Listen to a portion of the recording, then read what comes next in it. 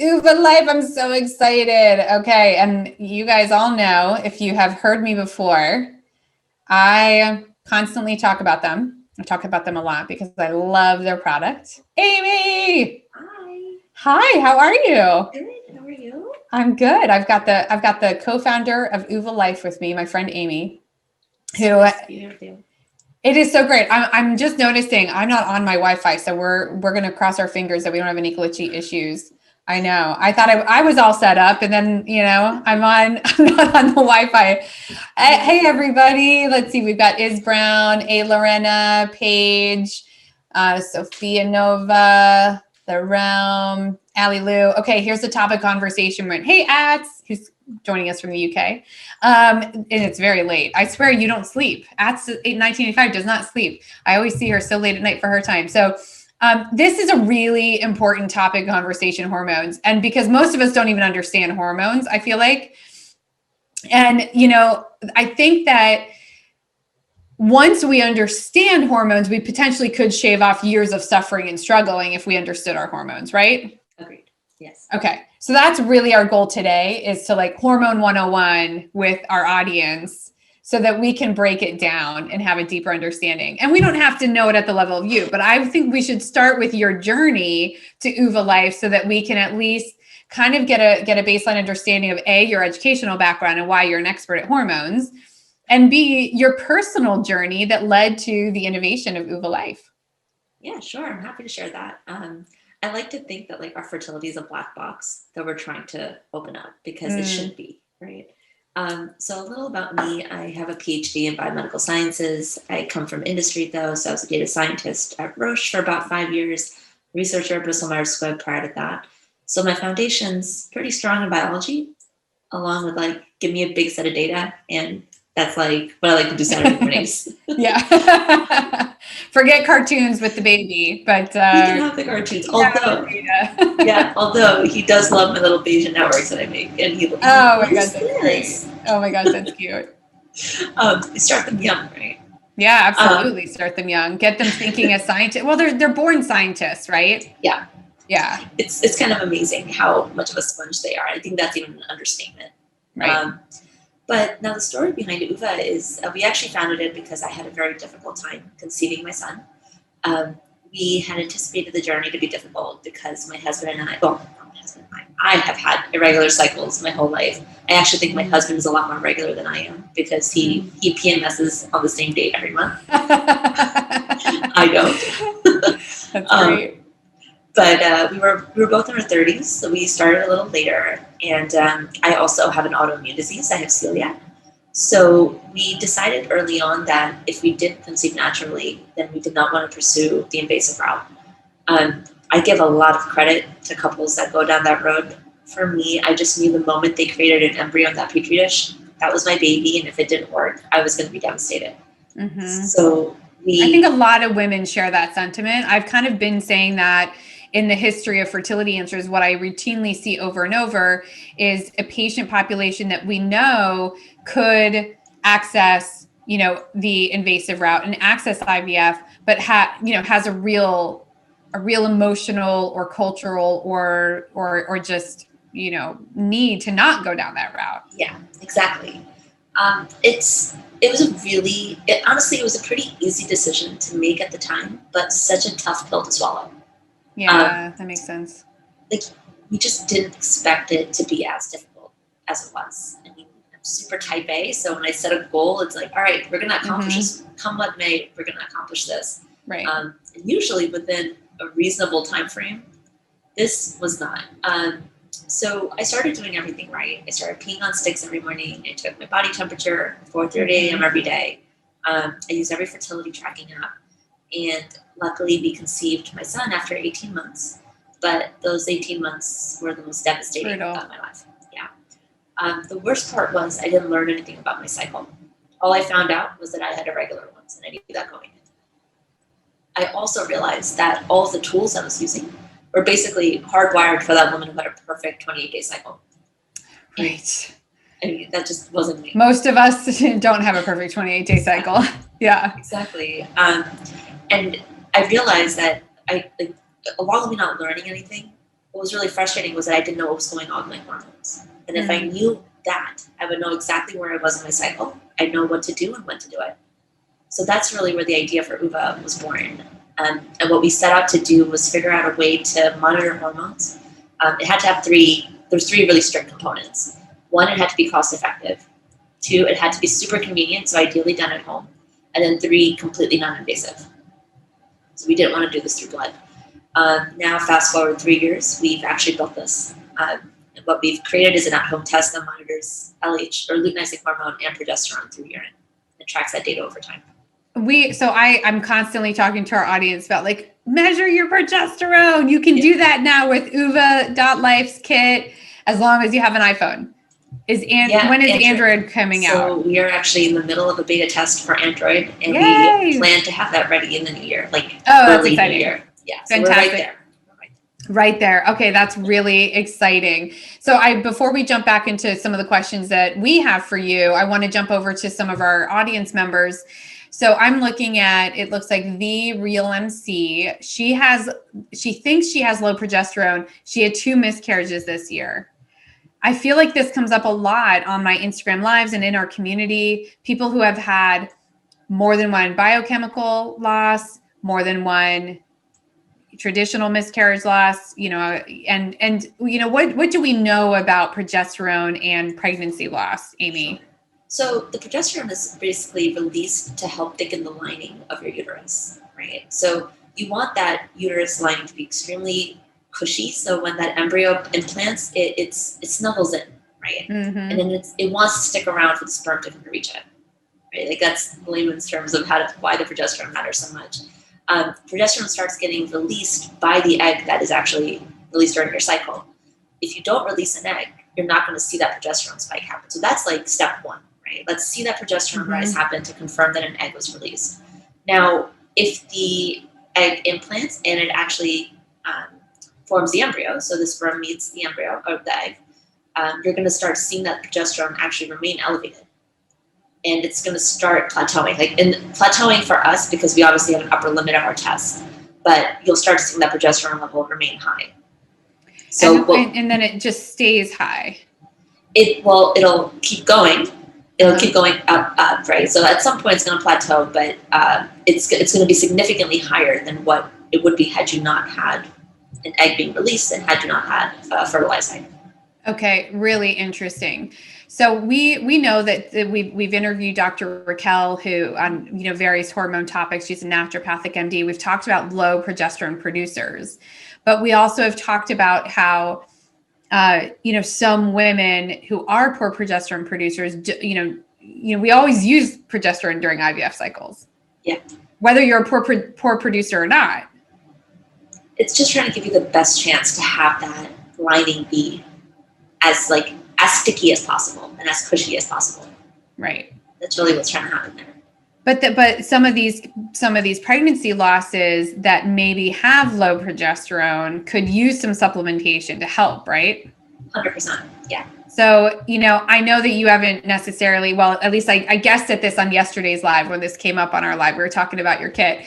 I said, I'm not sure that she's done clinical studies to be able to use it for this particular reason. But I sort of said, if your doctor's not taking you seriously to measure your progesterone levels when you are in early pregnancy, and this is an unassisted one, right, where you're not as monitored as closely with OBGYN, I said, just get the kit so you know the data. Yeah. So instead of having a theory about your body, you can actually have actual data about your body. Exactly. And I think there was an article that just came out recently about how women are not taken seriously. And when they're asking for various treatments, saying I think my progesterone is low, I've had several miscarriages, can I take something? And the doctor's just let's see how this cycle goes. So one, that's frustrating because you're already telling them there's a problem. And then two, you're wasting time knowing that there's an kind of pending problem that's about to happen. Yeah. And I found that women are really smart. So to answer your first question, no, we haven't done that clinical trial yet. COVID has just put a huge blocker on all of our trials that we're supposed to run this year. Same with all of our clients when we have, exactly. But it is coming. And the reason I can say that is because we've had so much success with women actually being incredibly insightful and realizing that they can use Oova for that. So we've had women who have have gotten early pregnancy tests by Oova just to monitor their progesterone Oh, for the first few interesting. weeks of their cycle of their Oh, pregnancy. I didn't even consider that. Right. That's super fascinating that once Yeah. you have this data, then of course you would know the plateaued elevation means, oh wait, it worked. I'm pregnant this month. Okay. Yeah. Yeah, exactly. And also if you see maybe that it's not elevated, and this is what you'll prove out with the clinicals, if it's not elevated enough after the recently, or if it plummets, right? Or if it stays elevated and then starts dropping off, those would be some red flags to call into your OBGYN. Exactly. It's so informative. You're doing stuff in real time now. You're not waiting for that weekly visit or that monthly visit to see did everything drop or what's going on. Because I love that. I mean, right. That's why. And that's why the at-home even baby monitors became popular, and all the doctors were like, "Oh no, women aren't going to know what to do with the data, and they're going to freak out if they can't find a heartbeat." You know, I haven't really seen that response at all, but that's what the doctors thought was going to happen. And I'm sure you have a percentage of the physician population that assumes the same with your kit. No, you know, women won't know what to do with the data. That's honestly the first thing when I talk to clinicians about Oova. They're like, well, how are women seeing the data? They must be getting really confused. I'm like, they're actually not, because we present it in a way that they can understand. Right. And which your EHR doesn't. I mean, I look at my own data on my electronic medical record system all the time. And I'm like, okay, wait, what's the unit measurement? I'm Googling. I mean, even me, who's been in this field for 13 years, and I'm still like, wait, my TSH is that good? I'm kind of borderline, you know? And I mean, you know, these are the things that we're constantly interpreting anyway. So it's kind of hilarious that they would say that to you at all. Well, they start saying that, and then when they use it with their one patient, they understand the value of both educating the patient and themselves, really, because what they're learning is that women aren't normal. This thing that you're pushing women into, this mold you're forcing them into, is not accurate. It's not a normal. Right. Yeah, I love that. And I didn't want to skip over. I just realized the real MC, she had a loss in March, right at the beginning of the pandemic, and one just this past Sunday. So this is talk about real. This is very raw for her, and you know, and I so many of us, I feel like, have this same thought that she has had, which is, well, might it be progesterone? And I feel like if we have the thought, we have to get to the conclusion of that, right? I think that right, yeah. And, you know, I feel like we're the most intuitive species, you know, and we have to see that through, because otherwise it's constantly in the back of our mind. Like, could I have done something? You know, do I need to see a specialist? Could I just have taken a little progesterone supplementation? And, you know, I think that's what we do as women, right? We're constantly questioning. Yeah, but if she has any questions, she should try the kit. You talk about this a lot, but I think patient advocacy is so important. You need to advocate for yourself. You know your body much better than anybody else. And I think when women are in this vulnerable position, they end up relying on their doctor so heavily that they stop trusting their intuition. Right. And go with it. Like, if you're not feeling comfortable, something feels off, ask the questions. Push your doctor to take you seriously. And if they don't, let's get you a different doctor. Yeah.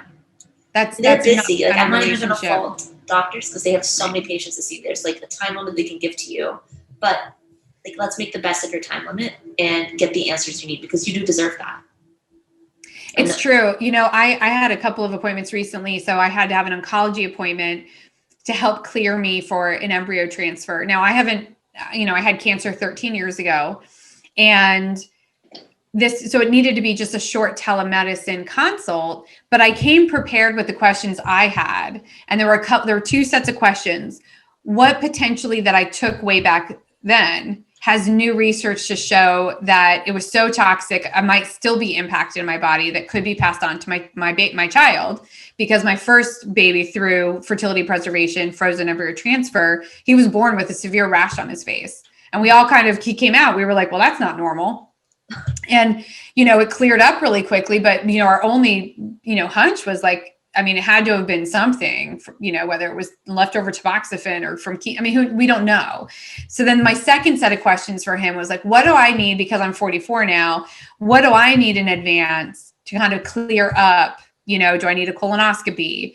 Do I need, what, how concerned is he with me taking synthetic hormones again? Because my type of cancer was estrogen and progesterone driven, the two hormones that I need to take for a frozen embryo transfer, and so I had to get comfortable with that. But because I was organized going into the conversation, I was able to ask all my questions in a very efficient manner. I wasn't on the phone within more than 30 minutes. So I think that helps too. When you've gone through a loss, like I can completely understand the emotional turmoil that real MC must be going through. Like you don't have that capacity to kind of put everything down on paper and think through it. But it could also be a therapeutic exercise because now you're taking control of your journey. You're starting to think like, what can I do better? Or what can I do different? It's not even better. It's what can I do different? It's different. Yeah, exactly. Yeah. And I think we have another user Paige who also had 2 miscarriages this year, 4 months apart. And, I think that the sort of the common response to this is, well, normally it's a chromosomal issue, but sometimes it's just a missing hormone issue. Right.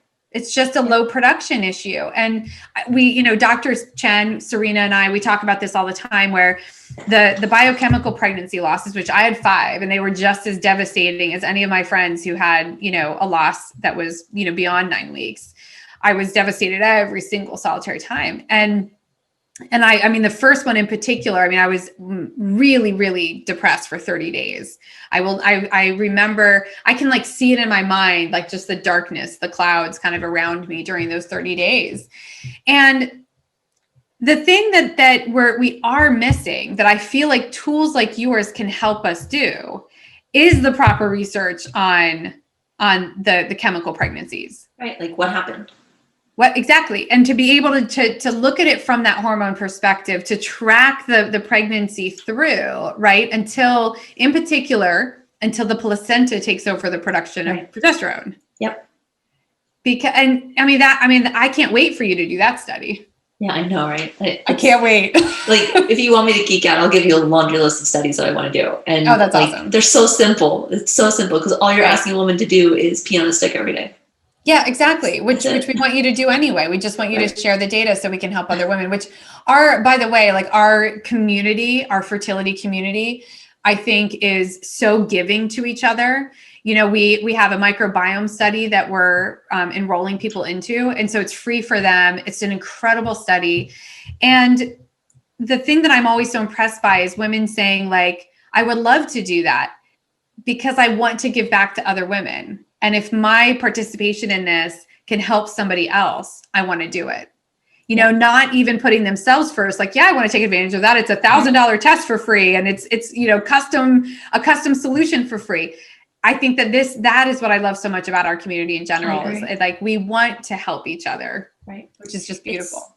It's I guess the emotions and the pain that we go through is only understood by this this specific type of person that's undergone it. Like you can talk to other people about it, but they don't get it. Oh gosh. Yeah. And during that, I'm thinking back to your 18 months, right? And like, you probably had friends around you who were getting pregnant, no problem, having to go to the baby showers, we had an exit plan. we literally had an exit plan. What was the exit plan? It was just like, if I get asked this question one more time, all right, Ajit's going to get a cough. And we have to leave because he can't be sick. His job is too important. He can't be sick. We have to go. That was one of them. There was a few others where I just would pretend to be really sick. Gosh, we had one where survival I mechanism. Super drunk. I would love to see that. What does Amy super drunk look like? That's not fun. It's not fun. Oh my gosh, that's hysterical. But I have to say, it doesn't take much anymore because it's been 3 years since I've had a real drink, and it's a sip of wine will do it. Now. I know. I kind of feel like that the higher my stress level, like a little tiny bit, and I'm like, whoo, that went right to my head. I know. Yeah. We always joke about doing happy hours. I'm like, it's not going to take an hour. I know. Can I get my happy 15 minutes? Right. All right. So we have a couple folks saying, hey, I just joined. How do I measure my progesterone? And I mean, what a perfect question. So let's tell everybody how to measure progesterone. Sure. So I'll just show how the kit works. So the kit comes with a holder, a handle, and then a month's supply of disposable cartridges. There's 15 in a box. Each one is individually sealed. So it works alongside a smartphone app. Right now, only on iOS, Android coming in a few weeks, which is so exciting to say. So exciting. what you do is when you register in the app, we ask you a ton of information about your menstrual health, your general wellness, your reproductive health, feed all that data into our algorithm. And then we determine which 15 days of your cycle you need to use an Oova test. So one of my biggest pain points, because I have irregular cycles, was I never knew when to test. Oh. Right? Because there's that little table in the box says if your cycle is these many days long, and you start testing on cycle day 7, 10, whatever. Right. But what if my cycle isn't that? What do I do then? So we take all that guesswork out. On a scanning day, you'll be able to... I want to make sure everybody understands that. If you have irregular periods and you don't know what day to test, you don't have to know, because Amy's solution will tell you on the app what day to start testing. That I wanted to make sure that was crystal clear. Like there's no guesswork. And also, while you're describing this, Amy, can you take us through why the over-the-counter kits that we've all seen for years and years and years are typically inadequate, in particular for those of us who are struggling to conceive? Sure. Yeah, absolutely. I mean, that's step one right there, right? That's the key. One big difference, that they kind of force you to be in a mold of whatever cycle length is on that chart. So it's not customized. It's not personalized at all. Yeah. I take notes. I'm taking notes while you're talking, so I don't forget things. People will ask us follow-up questions, so I always take notes when I'm on the phone with our guests. Awesome. But what will happen then on a scanning day, you'll hit start, and it will instruct you to provide a urine sample on Oova. We work as a midstream or as a dip test, however you prefer. Cool. So once you provide the urine sample, you start a timer in the app. You wait 10 minutes. And then once the timer goes off, it opens up the camera on your phone and you scan this.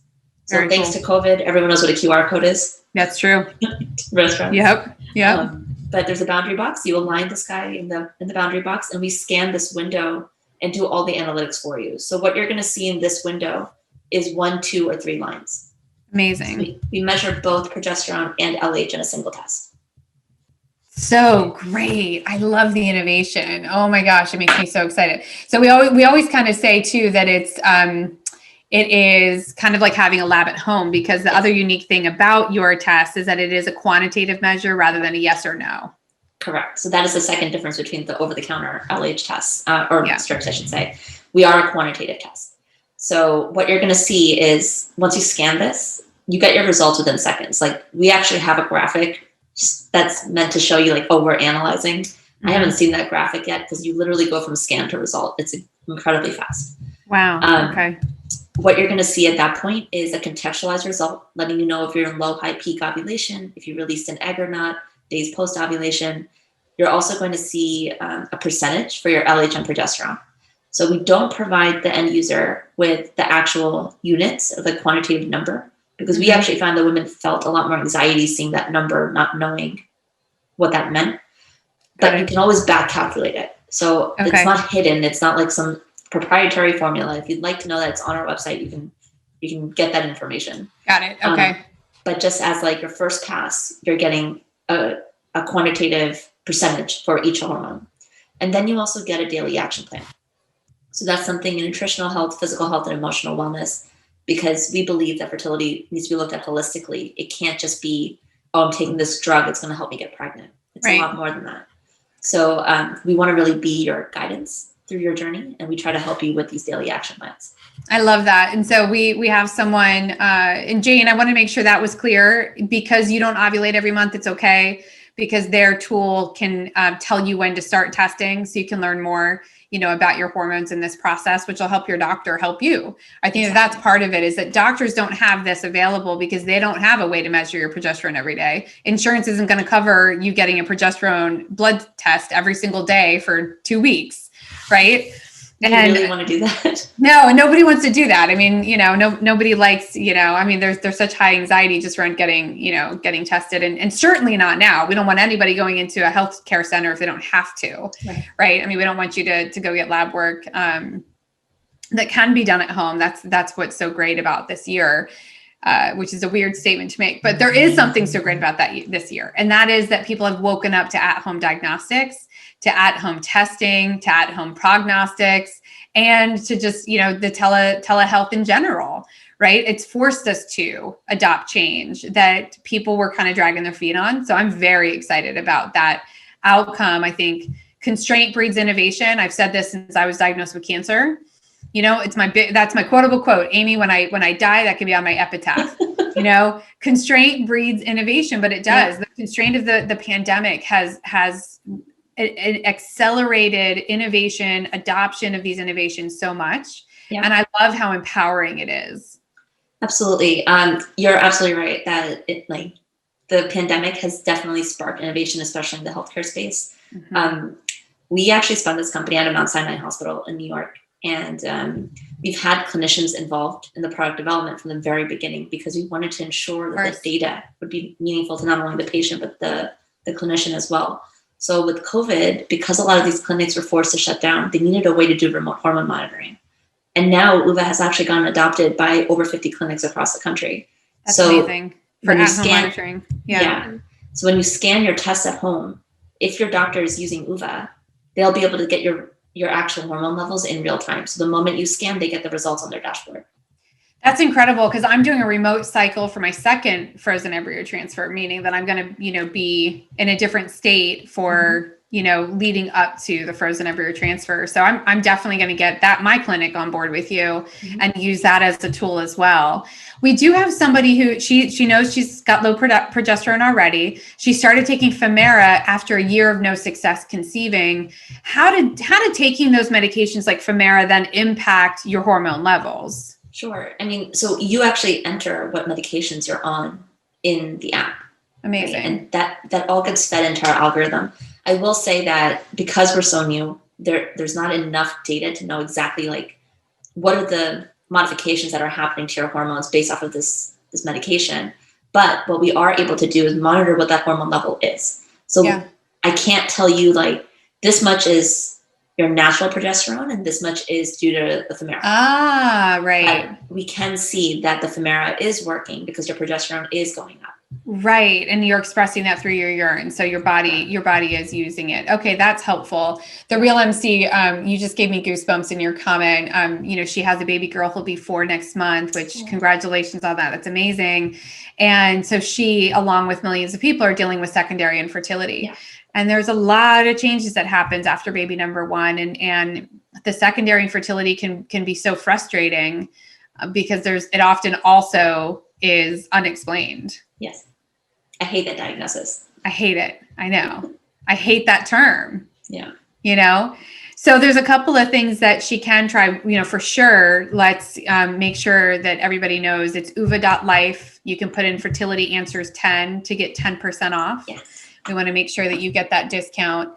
But the other thing just to consider is the Real MC is to direct message me. Let me see if I can get you into this microbiome study too. Because that has proven to be a lot of success and we're giving 40 and it's not a clinical trial. It's just a market trial. It's super awesome. And I love their results. So Knowlton Pup said that her progesterone is now normal on the 21-day test, but still no pregnancy. So my question is normal on the 21, which test? Let's ask that first, which test? And to make sure that Dutch. That's my guess. Okay. So let's check on that first before we can weigh in. Yeah. And she exactly what the Real MC tells her doctors all the time too, like how frustrating it is that, And, and then she's following up with what the other common things we hear people say all the time, like, well, you're so young, it doesn't look like anything's wrong. It's so frustrating. It's like, but obviously something is wrong because I can't get pregnant or I can't stay pregnant. So something is wrong and I need you to approach me like a detective because something's obviously wrong. Right. Exactly. That's what happened to me too. So I went for my physical when I started my PhD and I was 26 at that time. And so I asked my doctor, I was like, look, I'm not trying to get pregnant right now. Definitely not the first year of your PhD, but I want to start soon at some point. Is there anything I can do until we're ready? And she looked at me, she's like, you're only 26. Come to me when you're 30 and you haven't conceived yet.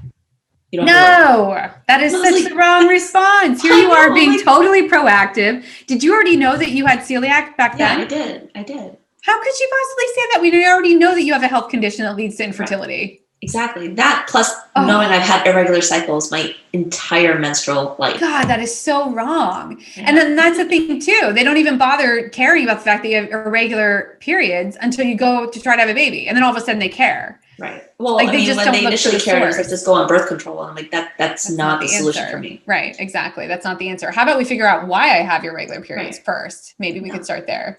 I know that's why, I just love some of the research that you and I get to learn about, know about, even participate in, right? By being in this field together. Exactly. So Knowlton is asking, this is a fantastic question. Do progesterone urine levels correlate to blood levels with the same limits? Yes. Well, yes and no. So what we're measuring is PDG. It's a metabolite of progesterone in the urine. But what we do for the clinician and what we actually do for you as well in the app is we convert that to what the progesterone level should be in serum. That's like, and that's that was like the formula that you already did. It's us too with like our hormone hair test that, isn't on market yet, but it's the same thing. It's like, it's not necessarily so much about the correlation. It's that we convert it to make the exact same sense. Exactly. Now, the formula we use is well-researched. It's well accepted. Yep. This is what clinicians do when they get urinary progesterone to convert to serum.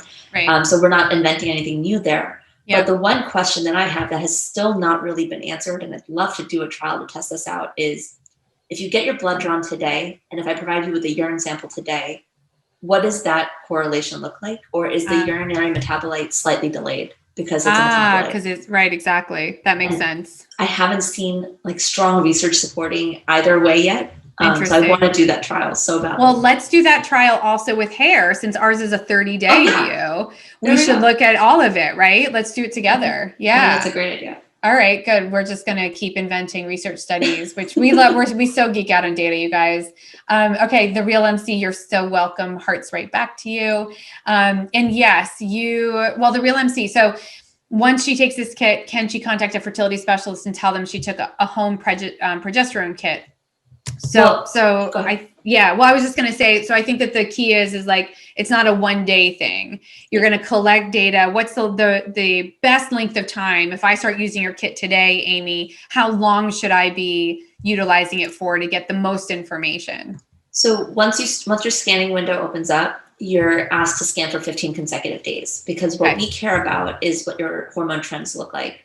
So something I didn't really touch on, I've mentioned it's a quantitative test, but what's really key is that it's personalized too. Yep. So we capture what your baseline levels are, and then we detect fluctuations by comparing to that instead of just waiting for you to hit some threshold to say you're at higher peak.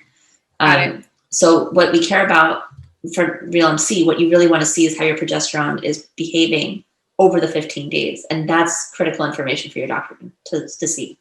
Okay, that's really helpful information. And then it seems that it would make sense for me, because we alternate ovaries that ovulate every other month. It seems like I should do it again in month 2, correct? You can, yeah, absolutely. Okay. Could I, once I start my FET, could I do it? Could I test it every single day from the day I start progesterone injections all the way until I graduate?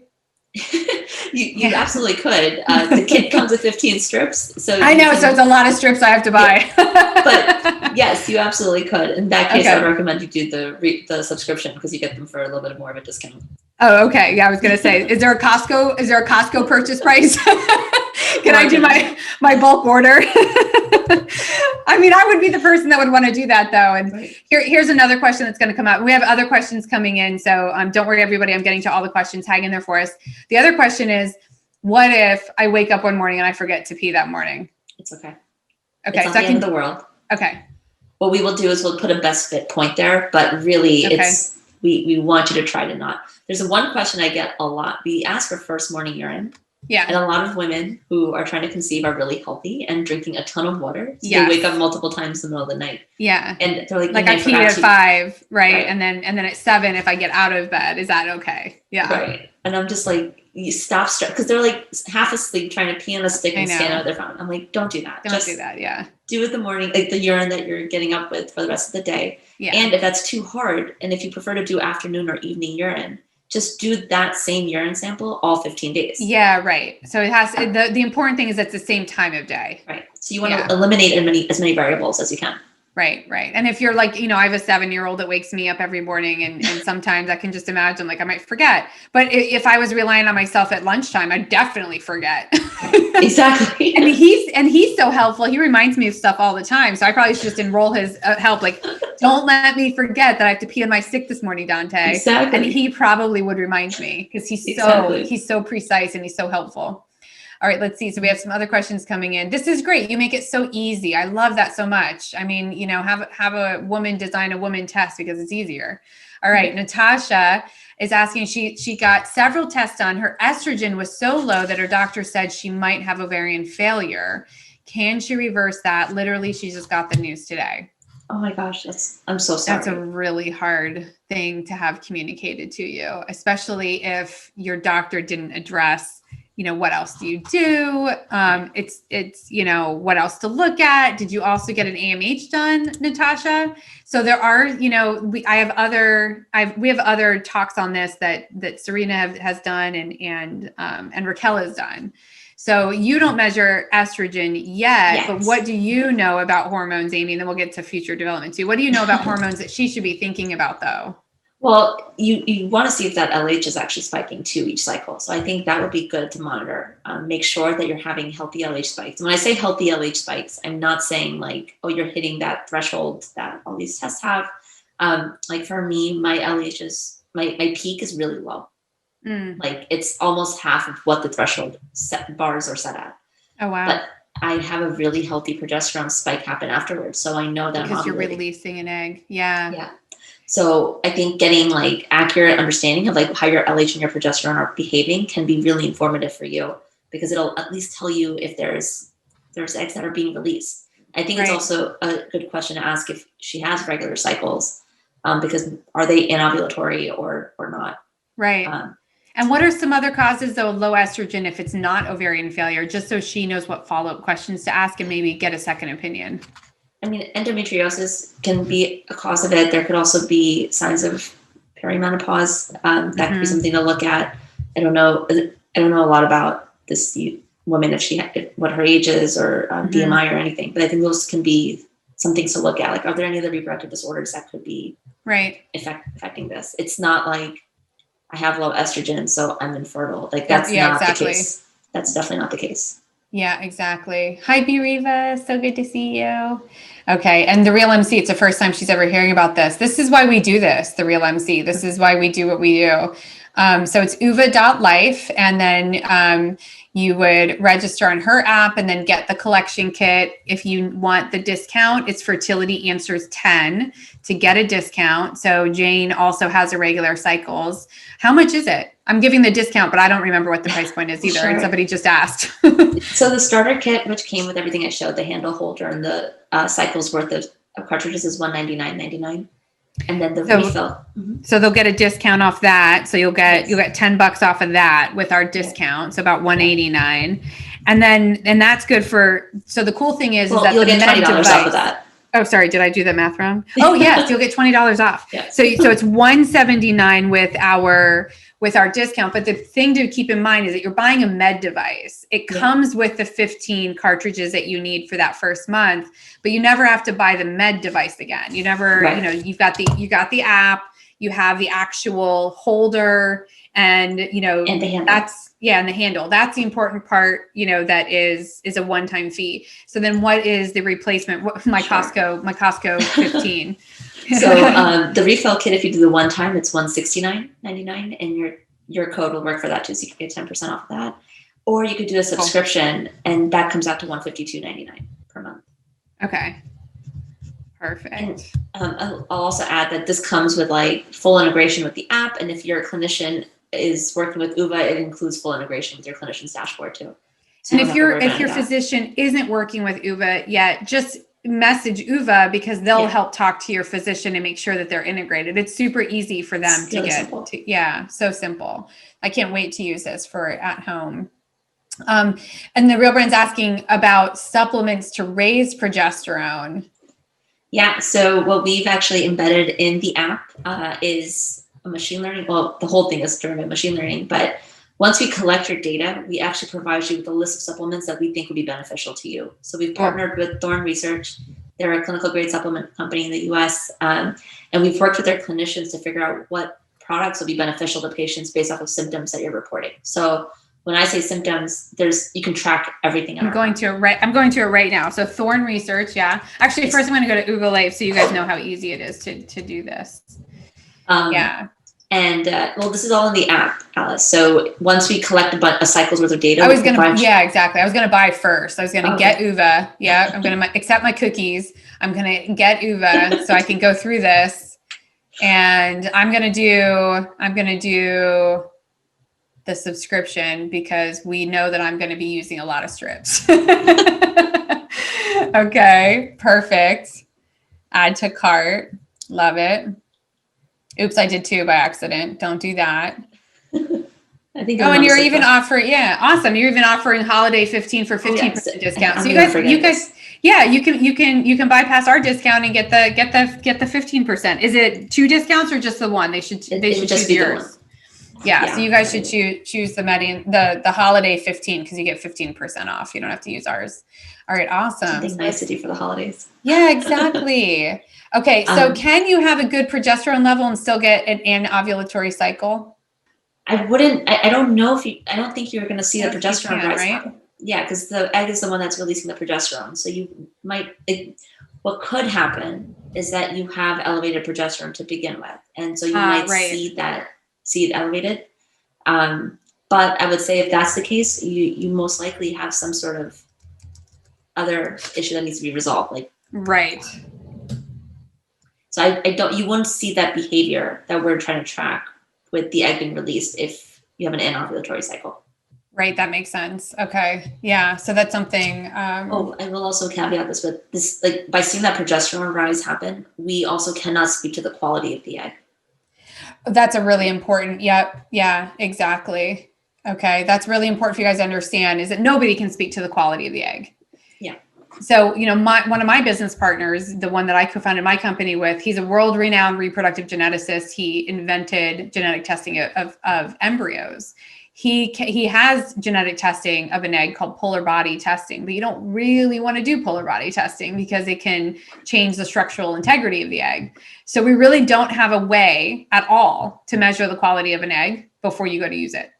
The only way we know is by the quality of the resulting embryo, because 80% of the quality of the embryo comes from the egg. The egg, yeah. Yeah. So the real MC, I'm so glad you hopped on today. She just has heard that all the time.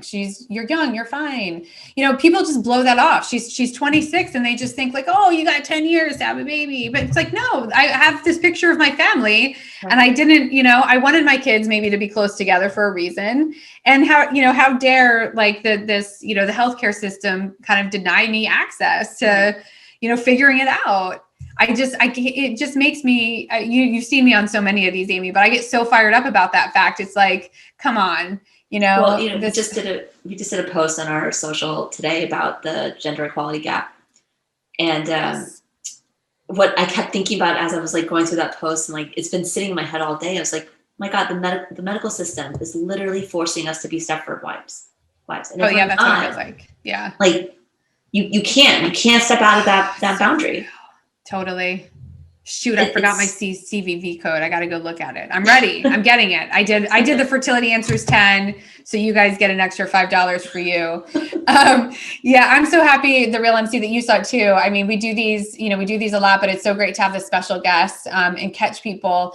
Hope is, we need hope. We need to know, where do I go from here? And Knowlton saying she loves this idea because she's also very type A with her health, especially since they're trying to conceive, and it'll make her feel so much better to have real-time data. I feel for everybody.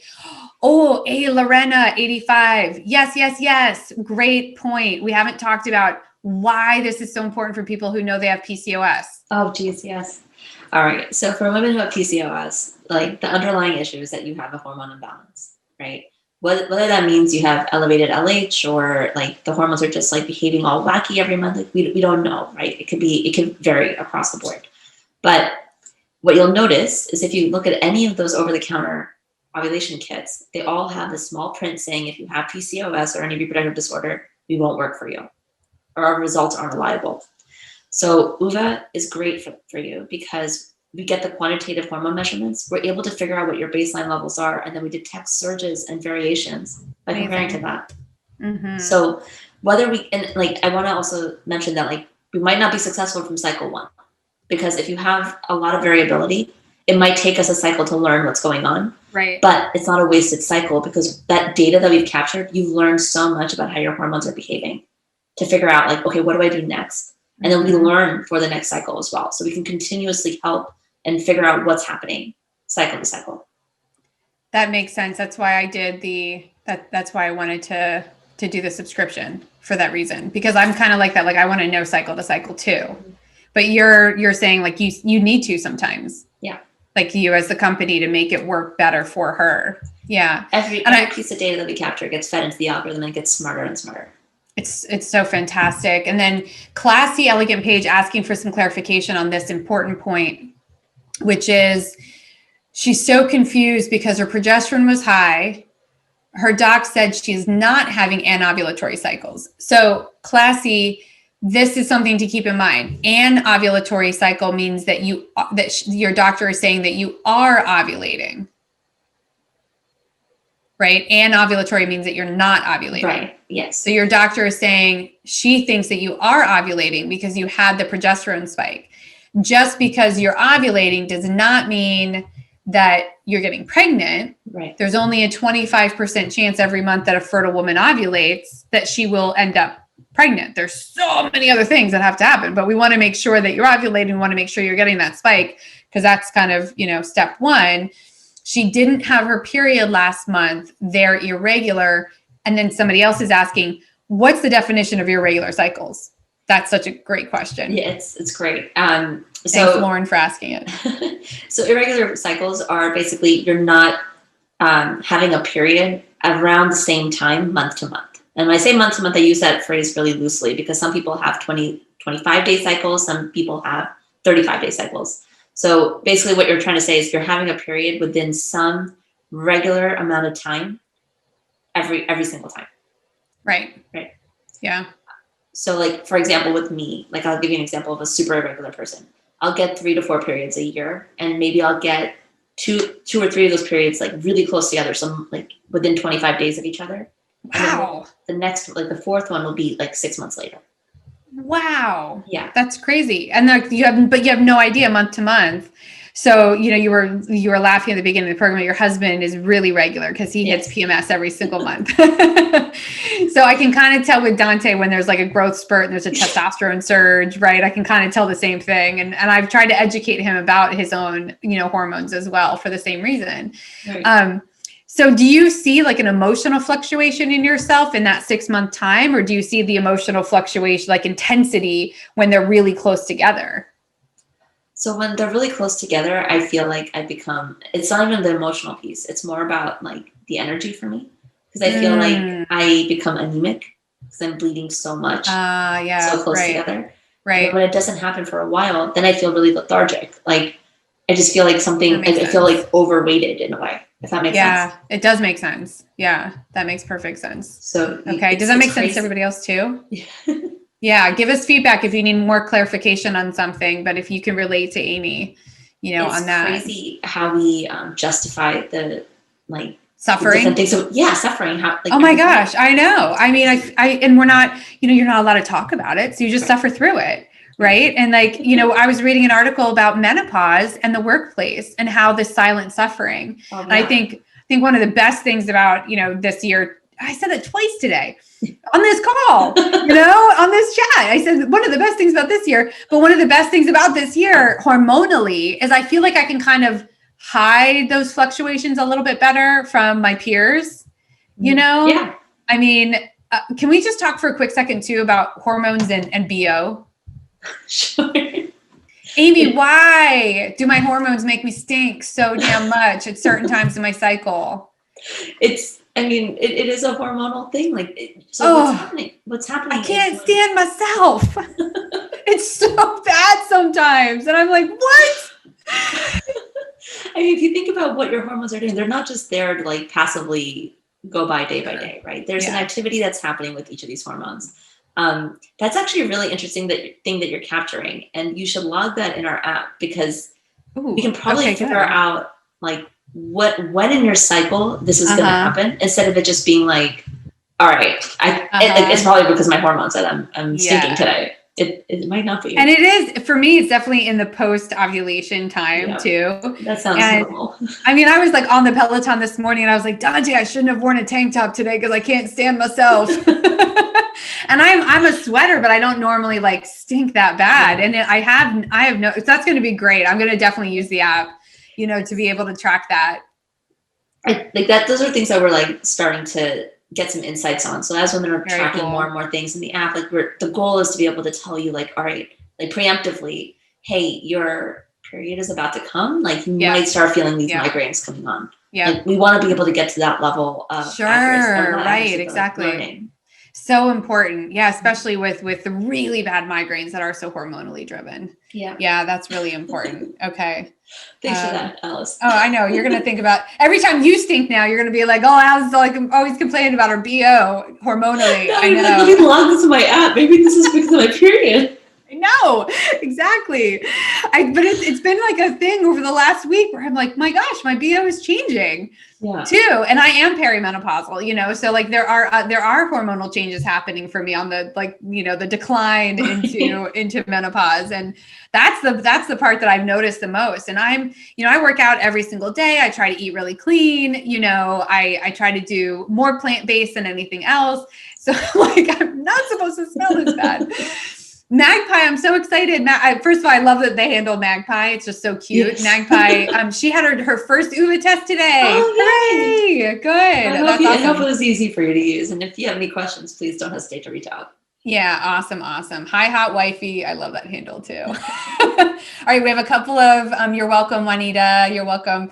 A. Lorena, she's irregular periods too. Sometimes she's like 32 to 60 days apart, and she's have times where she'll bleed 30 days straight. Oh my gosh. Anemic too. So like, hopefully we'll be able to start testing anemia through an easier path as well for those of you who deal with that elongated bleeding. That's just so sad. Yeah.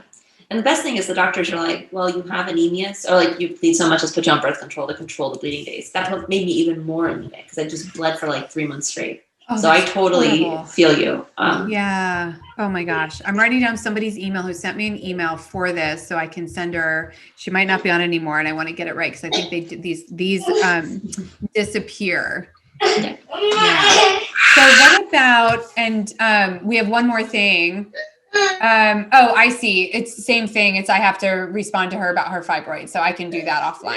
Okay, perfect. The baby woke up. We're gonna wrap it up. Perfect timing, buddy. We only went 3 minutes over. So, Amy, we love you so much. Thank you, Oova Life, for creating this amazing tool and solution. Since I'm now going to be a purchaser too, I'll check in with you all and let you know how it's going for me. We'll keep an open dialogue going. That's how we always do things. Either Holiday 15 or Fertility Answers 10. And we will see you guys next time. All right. Bye, everybody.